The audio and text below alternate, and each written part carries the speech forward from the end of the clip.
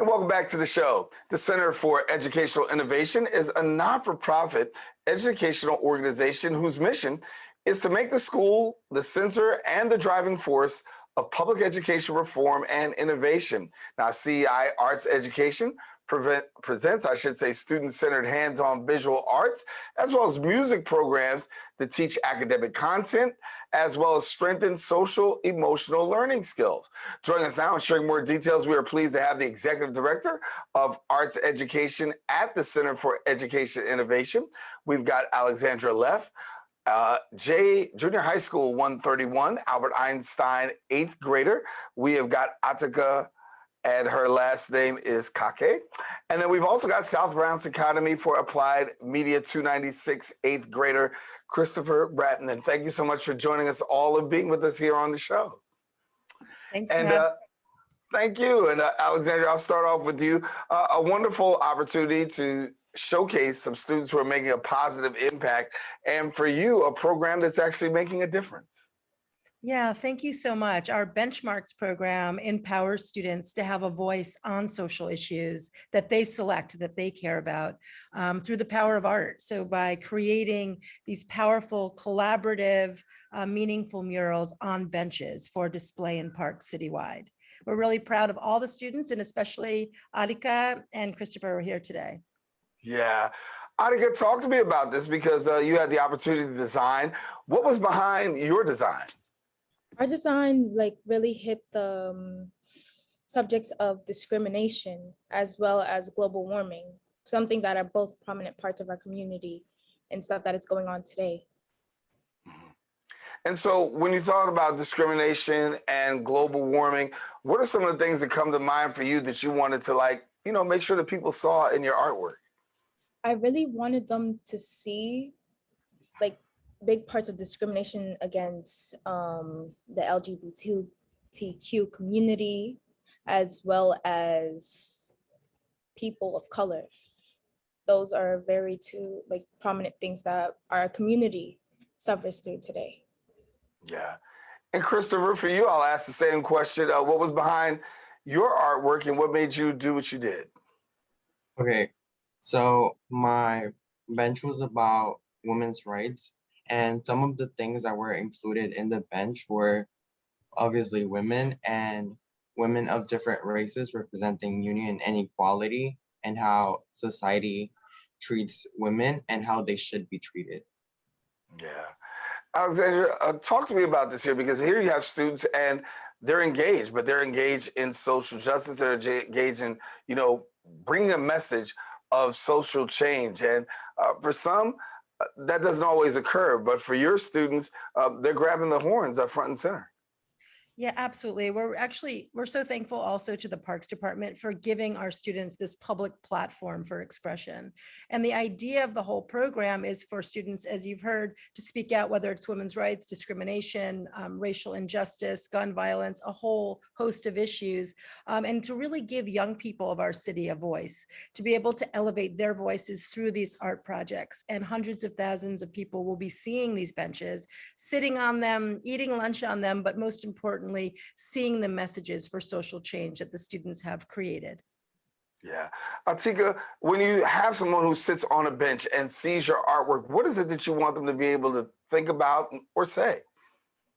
I want them to know that people typically look at these and then completely separate themselves from the message that's happening. I want them to understand, and also for them to truly incorporate the stuff we put on our benches into their daily lives, for them to stand out and speak out about discrimination, as well as a lot of global warming and issues we go through for our earth today. And Christopher, when people sit on the benches, what would you want them to, and they see your artwork, what would you want them to say and or think? Whenever people sit in my bench or see it, I want them to understand the message that was trying to be across, the message that was trying to be set. And I want them to see that stereotypes are not the way to see things and not the clear perspective.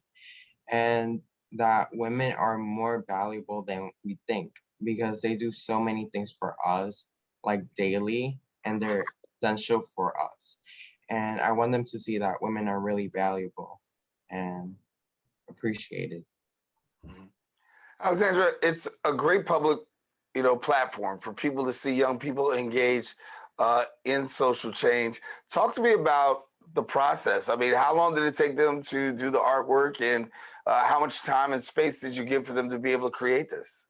So CEI teaching artists go into the schools in late January and work with students across weeks after weeks after weeks to really explore to explore social activism, learn about the different forms of social activism and how the arts can be a powerful vehicle for social action. Then they also look at the history and practice of public art, that art isn't just in a museum, but it's all around us and can really impact so many people. And then ultimately, students engage in a conversation about social issues that they care about. And then they vote, they figure out which ones are they going to really focus in on. And then they research those issues and then ultimately come up and formulate their message for change and translate that message into this mural. And of course, in the process, they're learning art skills, techniques, and concepts along the way as they create this powerful mural. So it's a long process. We had an opening event in the end of May at Washington Square Park, where all the benches from all boroughs were there and unveiled. And then the benches went into each borough. So all of our Bronx schools are in this one park in the Bronx, and all the others are in their respective boroughs. So it'll be there through the whole summer.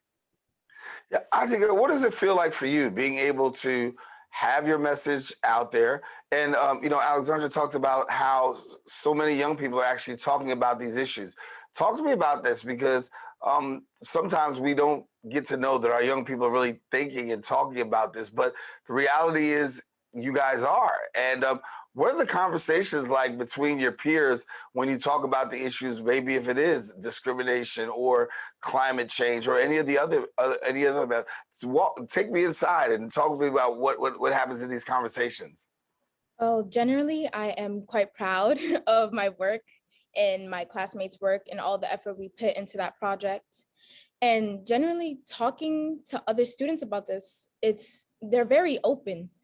And I've noticed that throughout like generations, I've had a easier time communicating with the younger generation than the older ones about especially climate change, because there's always like this stigma and like this lack of information that is sometimes just not translated to the older generations, but more easily translated for the younger generations. So I've noticed that rift, and I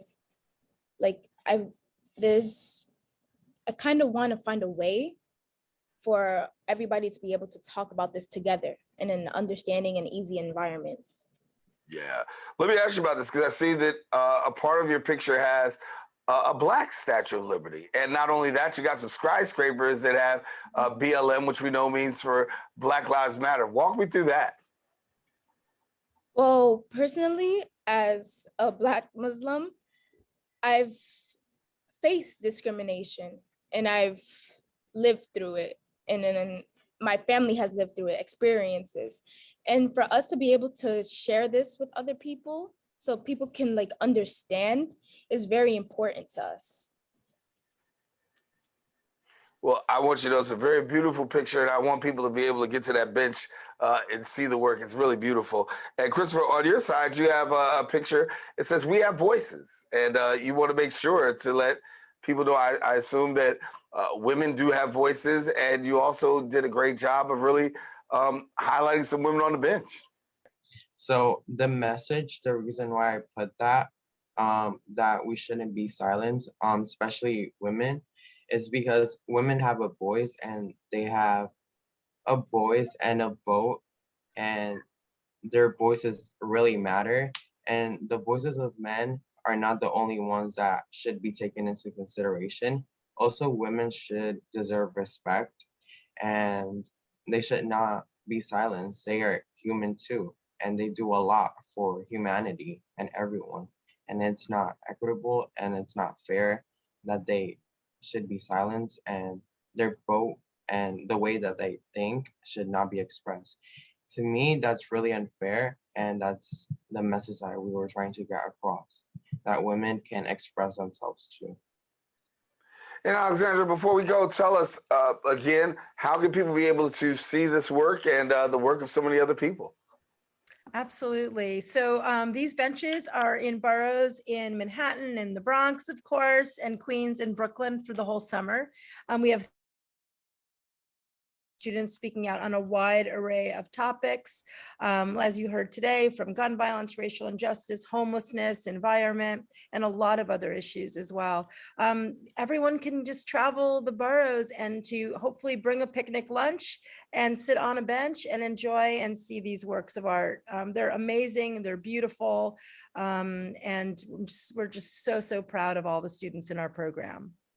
It's an amazing piece of work, and I definitely want to give a shout out to Christopher and Atika for the work that they've done. It's a beautiful, beautiful work, and hopefully people do travel to see the benches. So thank you all for being with us. Thank you for having us. Thank you. Thank you. Thank you for having us. Thank you. Well, we appreciate you. I want to let you know, and want to let our viewers know too, that if you want more information, we encourage you, visit the website at the-cei.org. Then also follow them on Facebook and Twitter at the CEI. And don't go anywhere, because we do have more show coming up. We got some great guests. Open continues coming up right after this.